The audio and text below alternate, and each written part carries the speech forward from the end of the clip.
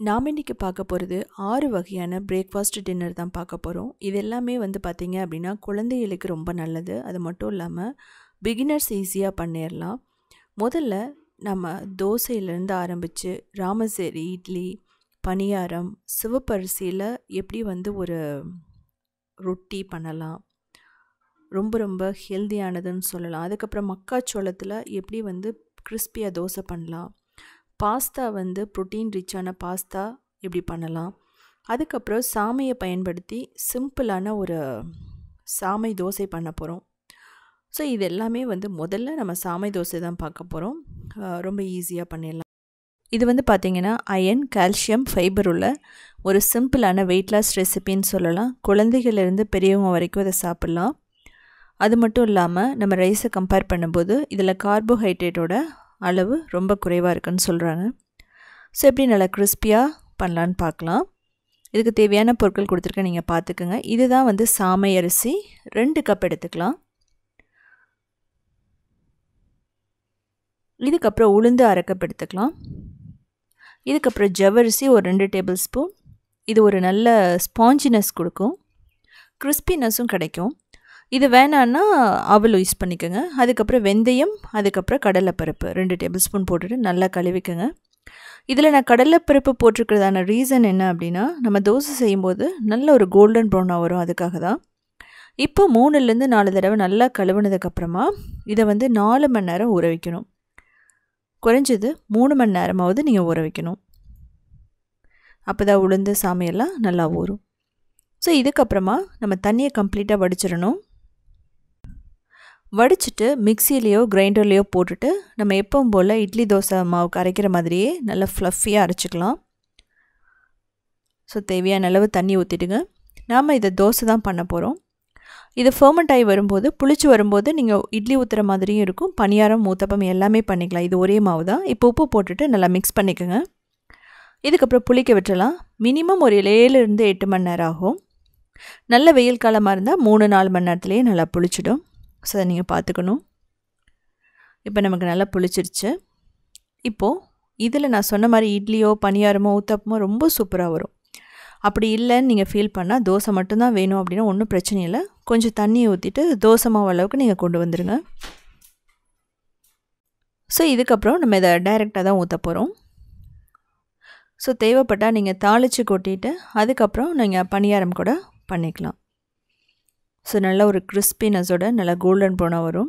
நான் அயன் தோசை தவாவில் தான் நான் பண்ண போகிறேன். ஸோ அதான் ஹெல்த்தியானது கூட. இப்போது மாவு ஊற்றிட்டு ஈவனாக ஸ்ப்ரெட் பண்ணி விட்டுறலாம். தோசையாக இருக்கட்டும், ரோஸ்ட்டாக இருக்கட்டும், எல்லாமே ரொம்ப பர்ஃபெக்டாக வரும்.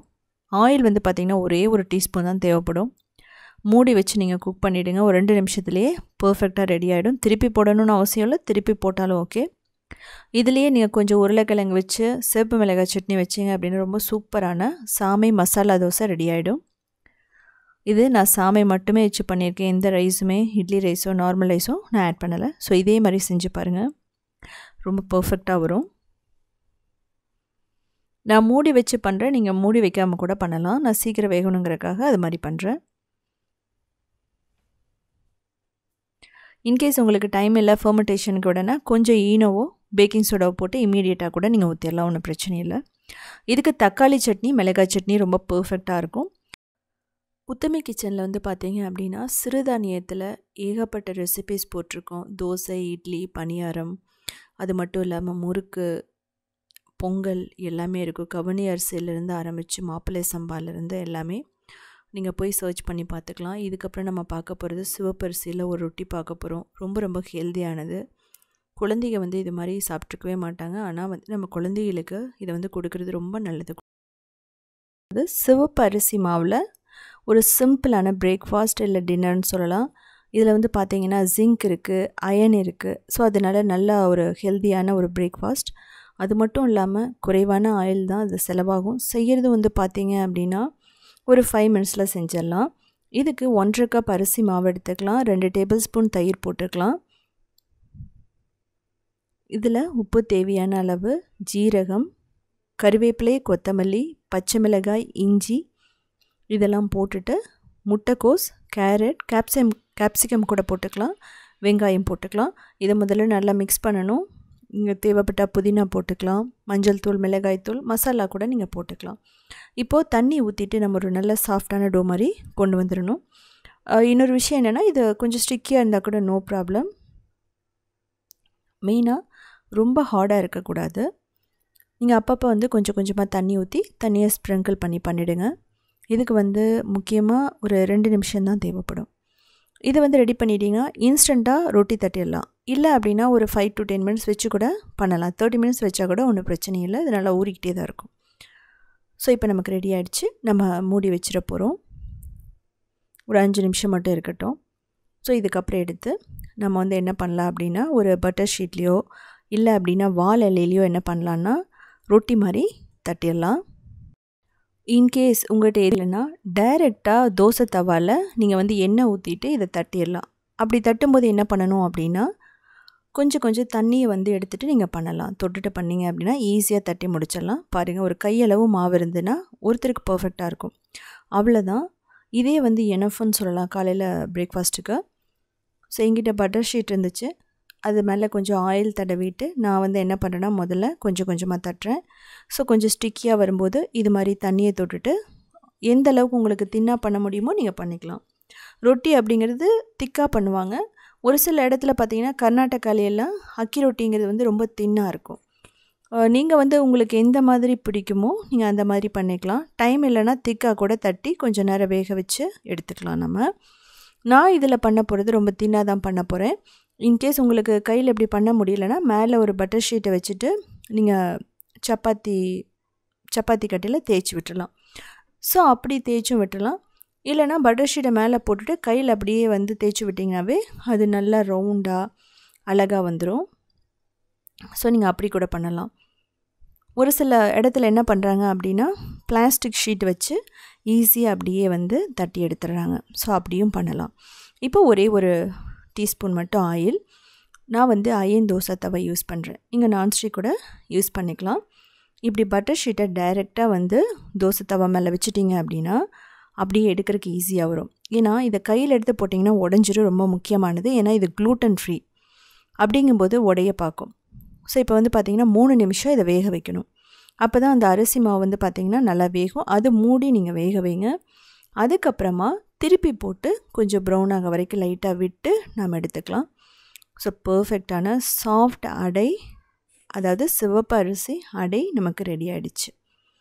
இதே மாதிரி நீங்கள் ரவையில் பண்ணலாம், ராகியில் பண்ணலாம், அரிசி மாவில் பண்ணலாம், அதுக்கப்புறம் சோள மாவில் பண்ணலாம். ஸோ எல்லாமே நீங்கள் சேம் மெத்தட் தான். ஸோ மாவு இருந்துனா மட்டும் போதும். இது மாதிரி நீங்கள் பண்ணி எடுத்துக்கலாம்.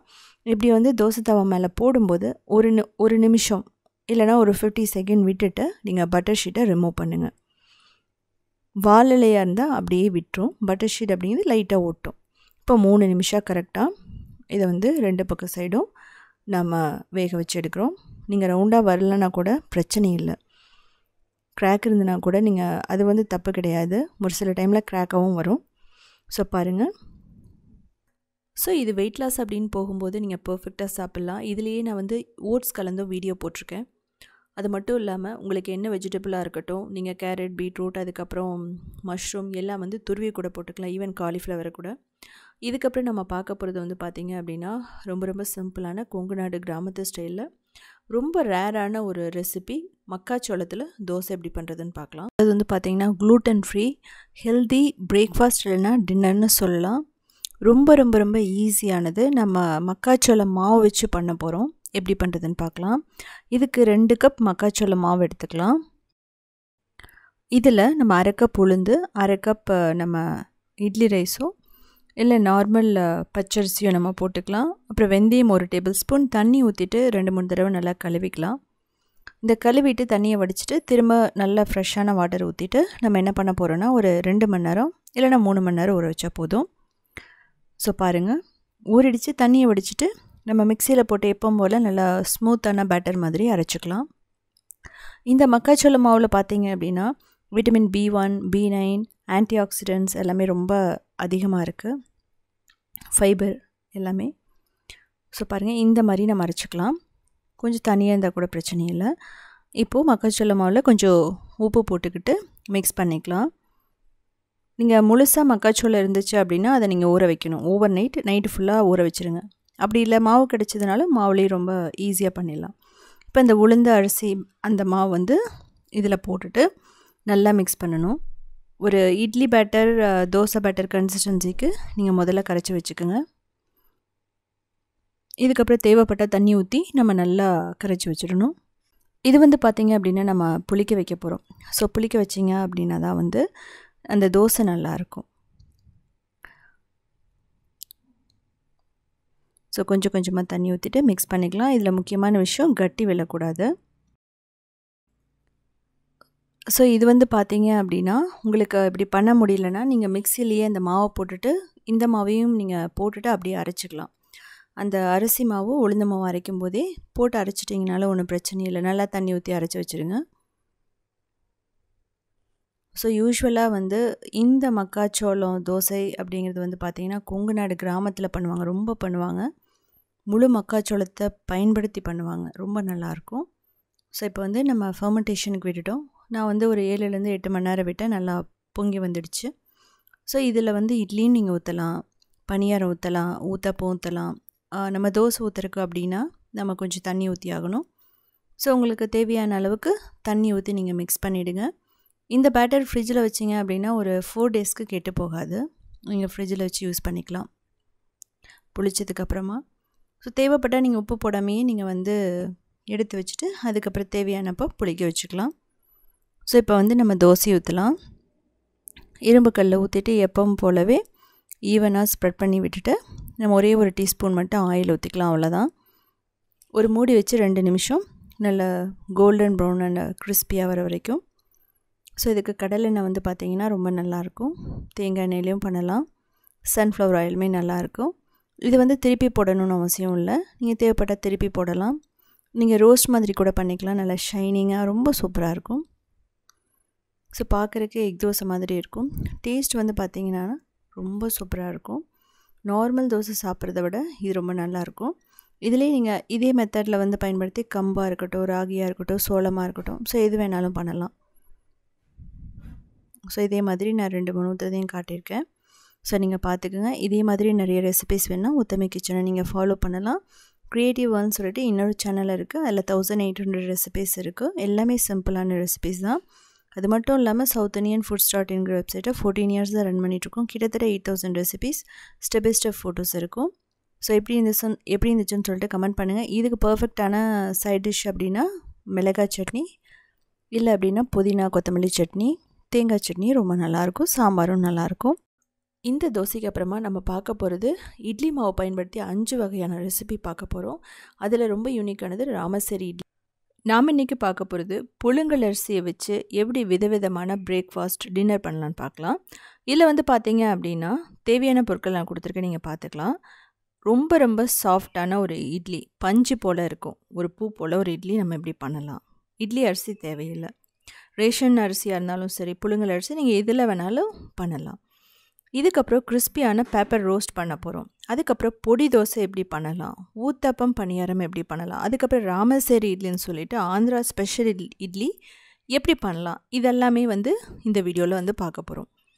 ரொம்ப ரொம்ப ஹெல்தியானது. இதுக்கு புழுங்கல் அரிசி 4 கப் எடுத்துக்கலாம், அதாவது பாயில்டு ரைஸ்ன்னு சொல்லுவோம்.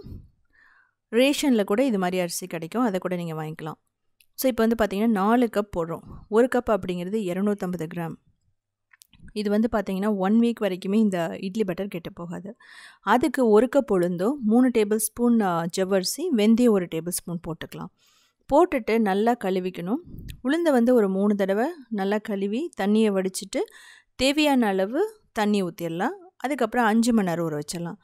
இந்த அரிசி புழுங்கல் அரிசியை ஒரு 5லேருந்து 6 தடவை நல்லா கழுவணும். அப்போ தான் வந்து பார்த்திங்கன்னா கிளியர் ஆகணும். தேவைப்பட்டால் கொஞ்சம் லெமனை பிழிஞ்சு விட்டு நல்லா கழுவி எடுத்துக்கோங்க. ஸோ டோட்டலாக க்ளீனாக பண்ணதுக்கப்புறமா தேவையான அளவு தண்ணி ஊற்றிட்டு ஒரு 6 மணி நேரம், 5லேருந்து 6 மணி நேரமே போதும். ஸோ ரெண்டுமே ஊற வச்சிட்டோம். 6 மணி நேரத்துக்கு அப்புறம் நம்ம பார்க்கலாம். இப்போ பாருங்கள், உளுந்து ஊறிடுச்சு. இப்போ நம்ம இந்த தண்ணி யூஸ் பண்ணக்கூடாது, நல்லா கழுவி எடுத்துக்கணும். இப்போ அரிசி வந்து பார்த்திங்கன்னா நல்லா ஊறிடுச்சு. இதையும் நல்லா தண்ணியை வடிச்சிட்டு எடுத்துக்கலாம். ஸோ அரிசி வந்து பார்த்திங்கன்னா கையில் எடுக்கும்போதே உடையும். இப்போ முதல்ல உளுந்தை போட்டுட்டு நல்லா ஃப்ளஃபியான பேட்டர் மாதிரி கொண்டு வரணும். நல்லா வந்து உளுந்து மாவு கொஞ்சம் கொஞ்சமாக தண்ணி ஊற்றி, தேவையான அளவு தண்ணி ஊற்றிக்குங்க, ஒரே அடி ஊற்றிட வேணாம். கிரைண்டரில் அரைக்கும்போது நல்லா அதனோட மாவு அதிகமாகும், ஒரு 3-4 மடங்கு அதிகமாகும். ஸோ நம்ம 1 வீக் வச்சுருக்கணும்னு நான் சொன்னல, அதனால் நீங்கள் கையில் எதையுமே மிக்ஸ் பண்ண வேணாம்.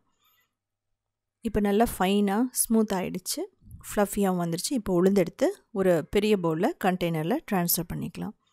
ஸோ உளுந்து அரைச்சி முடித்ததுக்கப்புறமா நம்ம அரிசி புழுங்கல் அரிசியை போட்டு அரைக்க போகிறோம். ஸோ இதை மெயினானதே புழுங்கல் அரிசி வந்து இட்லி சாஃப்டாக வரும்னா கொஞ்சம் ஜவ்வரிசி. இன்கேஸ் ஜவ்வரிசி பிடிக்காதவங்க அவல் யூஸ் பண்ணிக்கலாம். அவல் ஒரு 3 டேபிள் ஸ்பூன் யூஸ் பண்ணிக்கலாம். அவல் அப்படிங்கும்போது 5 நிமிஷம் ஊற வச்சா போதும். இப்போது அரிசியும் நல்லா வந்து அரைச்சிடுச்சு. ஸோ கொஞ்சம் கொஞ்சமாக தண்ணி ஊற்றி நீங்கள் அரைச்சிக்கோங்க. இது வந்து பார்த்திங்கன்னா ஒரே ஒரு மாவு தான், ஆனால் எல்லாமே பண்ணலாம். ஸோ முதல்ல நம்ம இட்லியை கரைக்கும்போது ரொம்ப தண்ணி ஊற்றி அரைச்சிடக்கூடாது. ஸோ அது நல்லா கெட்டியாக இருக்கணும். இப்போ நம்ம அரிசியும் எடுத்து நம்ம அதே கண்டெய்னரில் ஊற்ற போகிறோம். ஸோ நீங்கள் இட்லி ரைஸ் ரொம்ப விலை கொடுத்து வாங்கணும்னு அவசியம் இல்லை. இட்லி ரைஸில் தான் பண்ணணும்னு அவசியம் இல்லை. நீங்கள் குழம்பு ரைஸாக இருக்கட்டும், சோனா மசூரியாக இருக்கட்டும், எது வேணாலும் நீங்கள் எடுத்துக்கலாம். இப்போ உப்பு தேவையான அளவு நம்ம போட்டுக்கலாம். இந்த புழுங்கல் அரிசிக்கும் இட்லி ரைஸுக்கும் வந்து பார்த்தீங்க அப்படின்னா, இட்லி ரைஸை விட புழுங்கல் அரிசியில் பண்ணும்போது சாஃப்ட்னஸ் அதிகமாக இருக்கும், ஹெல்தியானதும் கூட. ஸோ பாருங்கள், நம்ம எல்லாத்தையும் இது பண்ணிட்டோம், அரைச்சி மிக்ஸ் பண்ணி வச்சாச்சு. ஸோ சைடில் இருக்கிற கண்டெய்னர் சைடில் இருக்கிற எல்லாம் நல்லா வலிச்சிட்டு க்ளீனாக பண்ணதுக்கப்புறம் மூடி வச்சிடணும். இல்லைனா அந்த இடம் மட்டும் ட்ரை ஆக ஆரம்பிக்கும். நீங்கள் வந்து மிக்ஸ் பண்ணும்போது நம்ம 1 வீக் வச்சுருக்கும்போது கெட்டு போயிடும். கையில் வந்து நம்ம கையை வச்சு மிக்ஸ் பண்ண, அதனால தான் நான் வந்து கரண்டியை வச்சு மிக்ஸ் பண்ணேன். இப்போ மூடி ஒரு 8 மணி நேரம் விட்டுடலாம். 8 மணி நேரம் விட்டுட்டோம் அப்படின்னா நல்லா பொங்கி வந்திருக்கும், நல்லா ஃபர்மெண்ட் ஆகிருக்கும். ஸோ பாருங்கள், பர்ஃபெக்டாக ரெடி ஆகிடுச்சு. இது அப்படியே நம்ம ஃப்ரிட்ஜில் எடுத்து வச்சிட்டோன்னா நம்ம வேணுங்கிறப்ப யூஸ் பண்ணிக்கலாம். இப்போ நான் இட்லி ஊற்ற போகிறேன். இட்லிக்கு வந்து பார்த்திங்கன்னா நல்லெண்ணெய் தடவிட்டு இட்லி பிளேட்டில் நீங்கள் டைரெக்டாக ஊற்றிடலாம். கொஞ்சம் கெட்டியாக இருந்த மாவு கொஞ்சம் மிக்ஸ் பண்ணிக்கோங்க, ஆனால் இதே பர்ஃபெக்டாக இருக்கும். ஸோ இதில் வந்து ஸ்டஃப்டு இட்லி பண்ணலாம், நீங்கள் தாளித்து பண்ணலாம். ஸோ நீங்கள் எது வேணாலும் பண்ணிக்கலாம், உங்களுக்கு பிடிச்ச மாதிரி பண்ணி வச்சுக்கலாம். இப்போ ஸ்டீம் பண்ண போகிறோம். 10 நிமிஷம் போதும். 10 to 12 மினிட்ஸில் நமக்கு அந்த சாஃப்டான இட்லி ரெடி ஆகிடும். இப்போ ராமசரி இட்லிக்கு என்ன பண்ண போகிறோன்னா, இது மாதிரி கண்டெய்னர் வச்சுட்டு ஒரு இட்லி துணி நமக்கு வந்து கிடைக்கும் கடைகளில், நீட்டாக ரவுண்டாகவே இருக்கும்.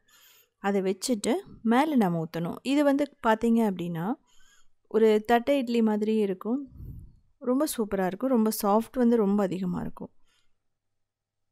இதை நம்ம மூடி வைக்க போகிறோம்.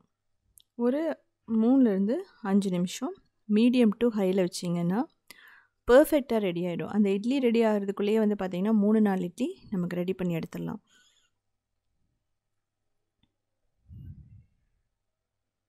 ஸோ தண்ணியை மேலே தெளிச்சிட்டு நம்ம எடுக்கும்போது ஈஸியாக வந்துடும். ஸோ நீங்கள் வாழலை வச்சு கூட நீங்கள் பண்ணலாம். ஸோ நீங்கள் ட்ரை பண்ணி பாருங்கள்.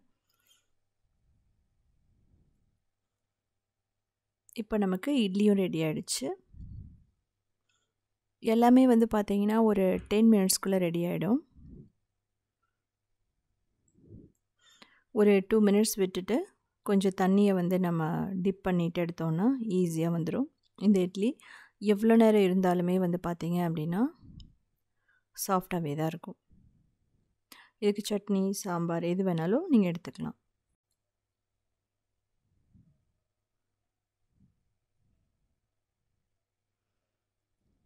இதில் எந்த ஒரு பேக்கிங் சோடாவோ ஈஸ்டோ நம்ம யூஸ் பண்ணல, ஆனாலும் வந்து பார்த்திங்கன்னா ரொம்ப அழகாக இருக்கும். இந்த ராமசரி இட்லியில் என்ன ஒரு நல்ல விஷயம் அப்படின்னா, நம்ம சீக்கிரமாக செஞ்சிடலாம். ஒரு இட்லி சாப்பிட்டா மட்டும் போதும். அது மட்டும் இல்லாமல் அந்த க்ரில்லோட அந்த ஷேப் வந்து அப்படியே தெரியும். ஸோ அது வந்து பார்க்கவே வந்து ரொம்ப அழகாக இருக்கும். மெயினாக பார்க்க மட்டும் இல்லை, சாஃப்ட்னஸும் ரொம்ப நல்லாயிருக்கும். அந்த தோசைக்கும் இட்லிக்கு இடையில ஊத்தப்பம் அந்த இதுக்கு இடையிலான ஒரு சாஃப்ட்னஸோடு இருக்கும். இது வந்து இட்லி எப்படி இருக்குன்னு நான் காட்டுறேன் பாருங்கள்.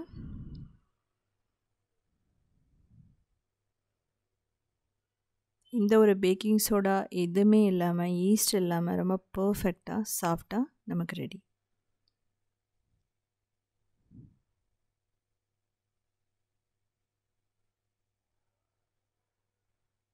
எவ்வளோ பூ போல் இருக்குது பாருங்கள். இப்போது ரெண்டாவது நம்ம ரோஸ்ட் அப்படிங்கும்போது வந்து பார்த்திங்கன்னா அதே மாவில் பண்ண முடியாது.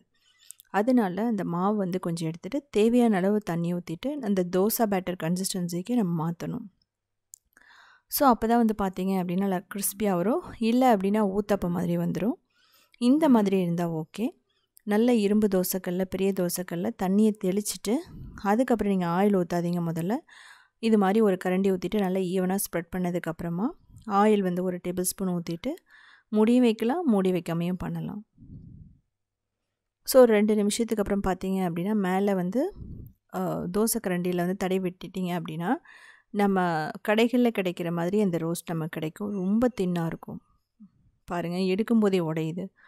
ஸோ பேப்பர் எந்த அளவுக்கு தின்னாக இருக்குமோ அந்த அளவுக்கு தின்னாக நமக்கு அந்த பேப்பர் ரோஸ்ட் வந்து ரெடி. ஸோ இதே மாதிரி நான் இன்னொன்று செஞ்சு காட்டுறேன். ஸோ இப்போவே உங்களுக்கு பார்க்க முடியும் இதில் எந்த பச்சரிசியும் கலக்காமல் எப்படி இருக்கும். முதல்ல தண்ணியை தெளிச்சுக்கோங்க. ஒரு டிஷ்யூ பேப்பரில் தொடச்சிட்டு அதுக்கப்புறம் நீங்கள் ஊற்றுங்க. இது வந்து பார்த்தீங்க அப்படின்னா இரும்பு தோசைக்கல்ல மட்டும்தான் அந்த டேஸ்ட் வரும். நல்லா ஃபர்மெண்ட் ஆனதுனால அந்த பபுள்ஸும் நல்லா தெரியுது. இதை வந்து திருப்பி போடணும்னு அவசியம் இல்லை. பேப்பர் ரோஸ்ட்டை நம்ம தோசையை ஊற்றப்போனா திருப்பி போடலாம். ஸோ நமக்கு பர்ஃபெக்டாக கிறிஸ்பியாக ரெடி. இதுலேயே கொஞ்சம் உருளைக்கிழங்கும் மிளகாய் சட்னி வச்சிங்கன்னா ரொம்ப ரொம்ப சிம்பிளான மசாலா தோசை ரெடி ஆகிடும். ஸோ நீங்கள் அப்படி கூட பண்ணி பார்க்கலாம். கிறிஸ்பினஸ் பர்ஃபெக்டாக இருக்குது. இப்போ பணியாரத்துக்கு எப்படி பண்ணுறதுன்னு பார்க்கலாம். அதே தோசை மாவு தான் நம்ம எடுக்க போகிறோம். ஏற்கனவே தண்ணி ஊற்றி ரெடி பண்ணி வச்சுருக்கோம். இதுக்கு தேவையானது கடுகு, கடலைப்பருப்பு, உளுத்தம்பருப்பு போட்டு நல்லா ப்ரௌன் ஆனதுக்கப்புறமா பெருங்காயம், இஞ்சி மட்டும் போட்டுங்க, பூண்டு போட்டுறாதீங்க. பச்சை மிளகாய், வெங்காயம், கறிவேப்பிலை, கொத்தமல்லி, கேரட், கொஞ்சம் கேப்சிகம். ஸோ இதெல்லாம் போட்டு நல்லா வதக்கிடலாம். ஒரு 2 நிமிஷம் வதக்குனீங்க அப்படின்னா ரொம்ப பர்ஃபெக்டாக ரெடி ஆகிடும். தேவைன்னா நீங்கள் உப்பு போட்டுக்கலாம். இதில் தண்ணி ஊற்றியெல்லாம் நீங்கள் வேக வச்சுடாதீங்க. தண்ணி ஊற்றி வேக வச்சிங்க அப்படின்னா அந்த பணியாரத்தோட டேஸ்ட்டும் போயிடும், காய்கறிகளோட கிறிஸ்பினஸும் போயிடும். நான் கொஞ்சம் பீன்ஸ் வந்து லைட்டாக போட்டிருக்கேன். பீன்ஸ் வந்து ஆப்ஷனல் தான். இப்போ அதே மாதிரி மாவு எடுத்துக்கலாம். நம்ம தண்ணி ஊற்றி கலந்து வச்ச மாவு தான் நான் எடுக்கிறேன். அதே இட்லி மாவுலேருந்து எடுக்கும்போது கொஞ்சம் தண்ணி ஊற்றிக்கோங்க. ஸோ கொஞ்சம் நான் தண்ணி ஊற்றுறேன். மிக்ஸ் பண்ணிக்கலாம். மிக்ஸ் பண்ணதுக்கப்புறமா உப்பு கூட நீங்கள் தேவைப்பட்டால் உப்பு போட்டுக்கலாம். இதிலே கொஞ்சம் மஞ்சள்தூள், மிளகாய்த்தூள், கொத்தமல்லி தூள் இதெல்லாம் போட்டிங்கன்னா மசாலா கார பணியாரம் ஆகிடும். கொஞ்சம் தேங்காய் இதெல்லாம் போட்டிங்கன்னா செட்டிநாடு ஸ்டைலில், காரைக்குடி ஸ்டைலில் ஒரு பணியாரம் ஆகிடும். நான் இதில் தேங்காய் போடலை. தேவைப்பட்டால் நீங்கள் ஒரு 1/4 கப் தேங்காய் போட்டுக்கலாம். இதுலேயே உங்களுக்கு பிடிச்சது அப்படின்னா நீங்கள் என்ன பண்ணலான்னா ஸ்டஃப்டு மசாலா பணியாரம் கூட பண்ணலாம். அதாவது உருளைக்கிழங்கு ஸ்டஃப் பண்ணி பண்ணலாம். பன்னீரை வந்து பண்ணலாம். இதுக்குமே நான் வந்து இரும்பு பணியாரம் கல் தான் வந்து எடுத்திருக்கேன். ஸோ பேட்டர் ஊற்றிட்டு ஒரு 3 நிமிஷம் நல்லா வேக வச்சு எடுத்துடலாம். நல்லா கிறிஸ்பியாக கோல்டன் ப்ரௌனாக ரெடி ஆகிடும். இதுக்கு வந்து பார்த்திங்கன்னா ஆயிலெல்லாம் மிதக்கணும்னு அவசியம் இல்லை. ஒரே ஒரு டேபிள் ஸ்பூன், அதை விட வந்து குறைவாக தான் தேவைப்படும். நிறைய பேர் என்ன பண்ணுறாங்க அப்படின்னா ஆயில் வந்து மிதக்க ஊற்றும்போது பணியாரம் கொஞ்சம் நேரம் ஆகும்போது கெட்டு போயிடும். இன்கேஸ் குழந்தைகளுக்கே கொடுத்து விடுறோம் ஸ்நாக்ஸுக்குனாலும் ஆயில் அதிகமாக இருந்ததுன்னா அந்த டேஸ்ட் நல்லா இருக்காது. ஸோ அதனால் இது மாதிரி பண்ணும்போது ஸ்நாக்ஸில் கொடுத்துடும்போது ரொம்ப குறைவாக எண்ணெய் ஊற்றி நீங்கள் வேக வச்சு எடுத்துடலாம். ரொம்ப டேஸ்ட்டாக இருக்கும். தேவைப்பட்ட கேரட் எல்லாம் கூட நீங்கள் துருவி போட்டு பண்ணலாம். கேரட், அதுக்கப்புறம் கார்ன் இதெல்லாம் கூட போட்டுக்கலாம்.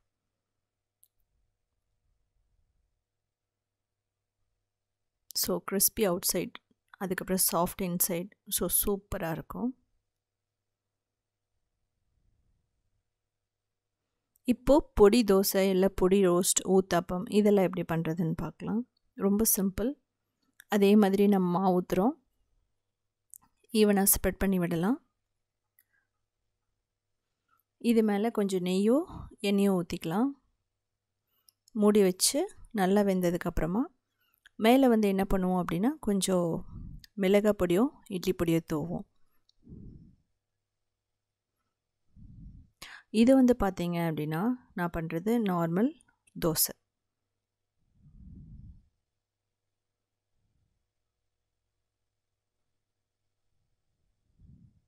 இதுலேயே குட்டி குட்டி ஊற்றுனீங்கன்னா ஊத்தப்பம் ஆகிடும்.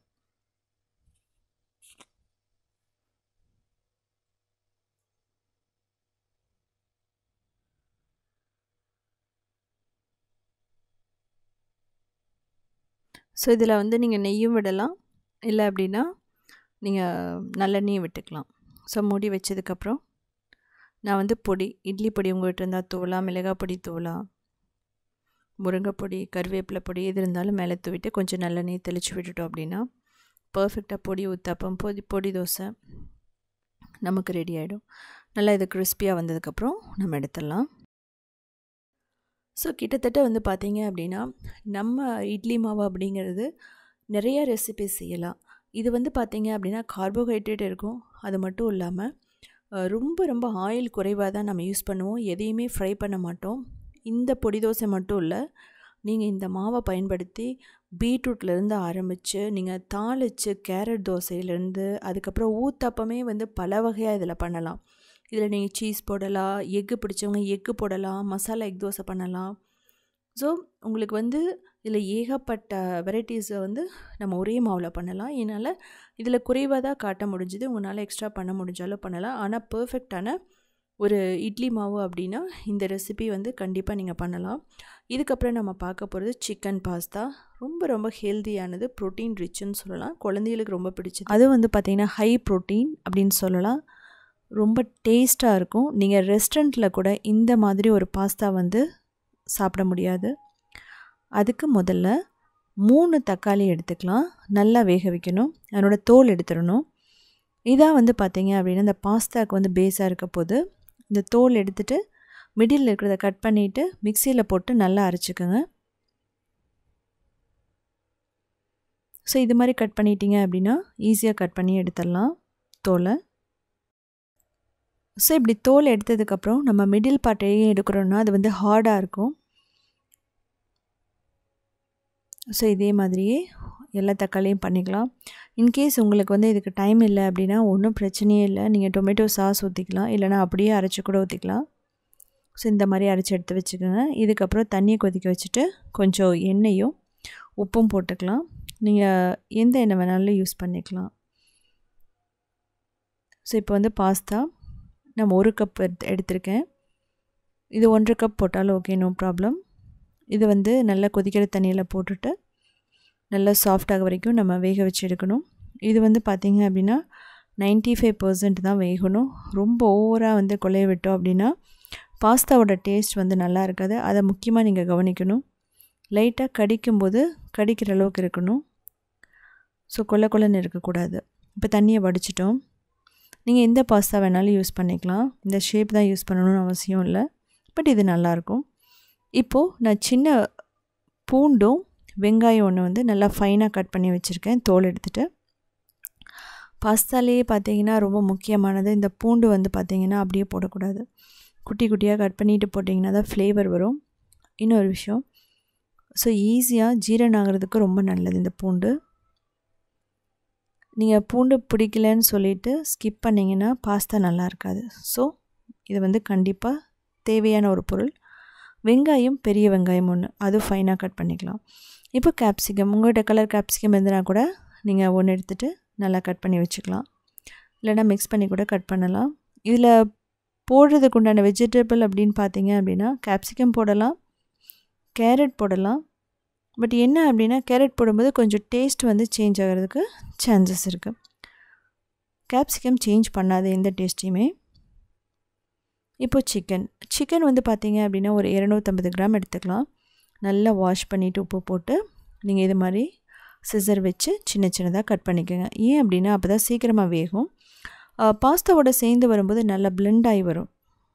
இப்போ வந்து 3 டேபிள் ஸ்பூன் எண்ணெய், பட்டர் இதை போட்டுட்டு சிக்கன் பீஸை நம்ம போடுவோம். ஸோ இப்படி போட்டுட்டு 5லேருந்து 8 நிமிஷம், மேக்ஸிமமே 5 மினிட்ஸ் தான் ஆகும். நீங்கள் சின்ன சின்னதாக கட் பண்ணிட்டீங்கன்னா. முக்கியமான விஷயம், போனோடு வாங்காதீங்க. இதுக்கு போன்லெஸ் சிக்கன் நல்லது. இது ஹை ப்ரோட்டீன். இதனால தான் நான் உங்கள்கிட்ட சொன்னேன் ஹை ப்ரோட்டீன் பிரேக்ஃபாஸ்ட் இல்லை டின்னர்னு சொல்லலாம். இப்போது ரெட் சில்லி ஃப்ளேக்ஸ், பீஸா சீசனிங் இல்லை மிக்ஸ்டு ஹர்ப் சீசனிங், அப்புறம் பெப்ரிக்கா பவுடர், பெப்பர் பவுடர், மிளகாய்த்தூள். ஸோ இதெல்லாம் போட்டுட்டு நல்லா வந்து வதக்கணும். நான் இந்தியன் ஸ்டைல்னு சொன்னதுக்கான ரீசன் அந்த மிளகாய்த்தூள் மட்டும்தான். பெப்ரிக்கா பவுடர் பார்த்திங்கன்னா நல்ல ஃப்ளேவர் கொடுக்கும், இல்லைன்னா நீங்கள் ஸ்கிப் பண்ணிடலாம்.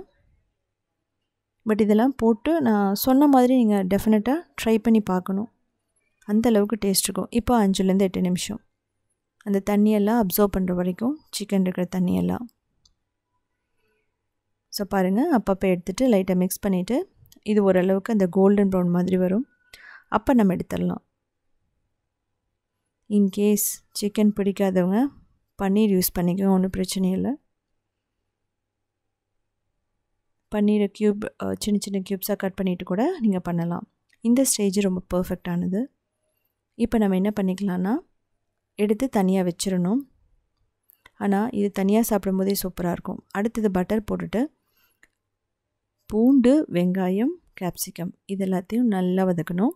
நான் சொன்ன மாதிரியே கிறிஸ்பியாக வதக்கணும். அப்படிங்கும்போது நீங்கள் மீடியம் ஃப்ளேம் வச்சுட்டு தான் பண்ணணும். ஸோ உங்களுக்கு ப்ராசஸிங் கொஞ்சம் லாங்காக இருக்கிற மாதிரி தெரியலாம், பட் செய்யும்போது ரொம்ப சிம்பிள் தான். ஸோ கேப்சிகத்துக்கு தேவையான மிளகாய்த்தூள், பீஸா seasoning, paprika powder, pepper powder, salt இது எல்லாமே வந்து நம்ம கொஞ்சம் கொஞ்சம் ஆட் பண்ணிக்கலாம். ஏன் அப்படின்னா, நீங்கள் சொல்லலாம் முன்னாடியே ஆட் பண்ணியிருக்கீங்க, இப்போ ஏன் வந்து திரும்ப ஆட் பண்ணுறீங்கன்னு சொல்லிட்டு. ஸோ இப்படி ஆட் பண்ணும்போது என்ன ஆகுனா, அந்த வெஜிடபிள்லேயும் எல்லா ஃப்ளேவரும் இறங்கும். நம்ம ரொம்ப போட போகிறது கிடையாது, எல்லாமே ஒரு 1/2 டீஸ்பூன் அவ்வளோதான் போட போகிறோம். ஸோ அதனால் ஓவராக எந்த ஒரு மசாலாவுமே டாமினேட் பண்ணாது. இதில் தண்ணியெல்லாம் ஊற்றி வதக்கிடாதீங்க. இப்போ எல்லாம் எடுத்து வச்சதுக்கப்புறமா தக்காளி பியூரி, அதுக்கப்புறம் டொமேட்டோ சாஸ். ஸோ அதையும் நல்லா நம்ம மிக்ஸ் பண்ணிக்கலாம். இதுக்கப்புறமா கொஞ்சம் மட்டும் நம்ம தண்ணியை ஊற்ற போகிறோம். ஸோ அப்படி தண்ணி ஊற்றும் போது என்ன ஆகுனா, எல்லாம் ஒன்றா சேர்ந்து வேகும். ஸோ இந்த பாஸ்தாவுக்கு வந்து ஒரு பேஸ் நல்லாயிருக்கும். ஏன்னா பாஸ்தாவோடையும் இந்த சாஸ் வந்து மிக்ஸ் ஆகணும். அதுக்காக சேம் ரெட் சில்லி ஃப்ளேக்ஸ், அதே வந்து மசாலா, உப்பு. ஸோ பாருங்கள், பர்ஃபெக்டாக இருக்குது. இந்த ஸ்டேஜ்லேயே பச்சை வாசனை எல்லாமே போயிடும். அப்போது தண்ணியை ஊற்றி 3 நிமிஷம் குக் பண்ணணும். ஸோ மேக்ஸிமம் இந்த பாஸ்தா செய்கிறதுக்கு 10 to 15 மினிட்ஸ் ஆகும், அவ்வளோதான். ஃப்ளேவருக்கு ஏற்ற மாதிரி கொஞ்சம் கொஞ்சம் மசாலாவை மாற்றி நீங்கள் போட்டு பார்க்கலாம். இப்போது வேக வச்ச பாஸ்தா. ஸோ இந்த வேக வச்ச பாஸ்தா போடும்போது கொஞ்சம் தண்ணி இருக்கணும், அந்த சாஸ் வந்து கொஞ்சம் தின்னாக இருக்கணும். ஸோ அப்போ தான் வந்து பார்த்திங்கன்னா அந்த டொமேட்டோவெல்லாம் சாஸ் எல்லாம் உள்ளே இறங்கும். இப்போது ஃப்ரெஷ் க்ரீம் ஒரு 4 டேபிள் ஸ்பூன் நான் போடுறேன். ஃப்ரெஷ் க்ரீம் வந்து ரொம்ப ரொம்ப டேஸ்ட்டாக கொடுக்கும். ஸோ நீங்கள் செய்யும்போது இது எல்லாமே செய்யாதீங்க. இன்கேஸ் நான் செய்யணும் ஆனால் எனக்கு ஃப்ரெஷ் க்ரீம் இல்லைன்னா நோ ப்ராப்ளம், டைரெக்டாகவே நீங்கள் பண்ணுங்கள். இப்போது கேப்சிகம், அதுக்கப்புறம் சிக்கன் போடுவோம், அவ்வளோதான்.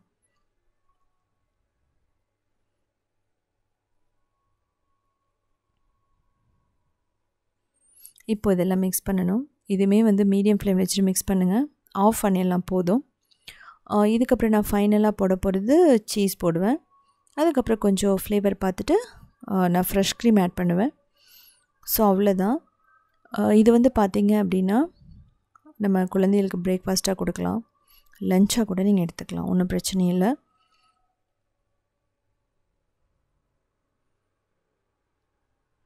எக்ஸ்ட்ரா தண்ணி தேவைப்பட்டதுன்னா நீங்கள் வந்து ட்ரையாக இருக்க மாதிரி ஃபீல் பண்ணிங்கன்னா தண்ணி ஊற்ற வேணாம். மில்க் வந்து கொஞ்சம் கொதிக்க வச்சு ஊற்றிட்டிங்கன்னா ரொம்ப பர்ஃபெக்ட் ஆகிடும். ஸோ இதே மாதிரி நிறையா ஈஸியான, இன்ஸ்டண்ட்டான, யூனிக்கான ரெசிபீஸ் வேணும். அது வந்து டேஸ்ட்டாக இருக்கணும். நோ ஃபெயில் ரெசிபி, எதுவுமே தப்பாகாத ரெசிபி வேணும்னா நீங்கள் உத்தமி கிச்சன் வந்து ஃபாலோ பண்ணலாம். க்ரியேட்டிவ் வேர்ல்ட்னு சொல்லிட்டு இன்னொரு சேனல் இருக்குது, அதில் 1800 ரெசிபீஸ் இருக்கும். எல்லாமே சிம்பிளான வீடியோஸ் தான். அது மட்டும் இல்லாமல் southindianfoods.inங்கிற வெப்சைட்டை 14 இயர்ஸாக ரன் பண்ணுறோம். எல்லாமே step by step photos plus வீடியோஸோடு இருக்கும். ஸோ எல்லாமே பார்த்துட்டு கமெண்ட் பண்ணுங்கள் எப்படி இருந்துச்சுன்னு சொல்லிவிட்டு.